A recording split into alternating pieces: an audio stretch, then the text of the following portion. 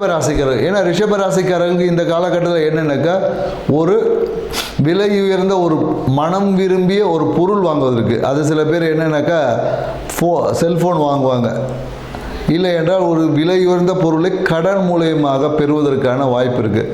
குறிப்பாக என்னக்கா, வீட்டில் பார்த்தீங்கன்னா ஏதாவது ஹாலில் ஒரு டெக்கரேட்டிவ் ஐட்டம்ஸாக இருக்கும், இல்லை ஒரு கலநையில் உள்ள நிறைய பேர் என்னக்கா அந்த டைனிங் டேபிள் வாங்குவாங்க, கண்ணாடி பொருட்களை வாங்குவது, இந்த மாதிரியான சில பேர் என்னக்கா கையில் கொண்டோட வாட்ச் வாங்குவாங்க, நல்ல ஒரு லக்ஸரியஸ் வாட்ச், ஏதாவது ஒரு நல்ல ஒரு ஹைஃபை திங்ஸை வாங்குவதற்கான வாய்ப்புகள் இருக்குது. பெரும்பாலும் என்னக்கா ரிஷபராசிகள் திருமணத்துக்கு அப்புறம் பார்த்திங்கன்னா ஏதோ ஒரு கடன் இவங்க வாழ்க்கையில் ஏற்படும்.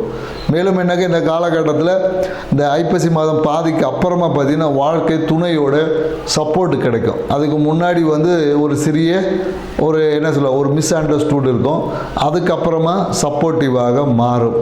மேலும் என்னென்னாக்கா வீட்டில் பார்த்தீங்கன்னா வீட்டோடைய ஹாலில் ஏதாவது ஒரு மாற்றங்களை செய்வாங்க இந்த காலகட்டத்தில்.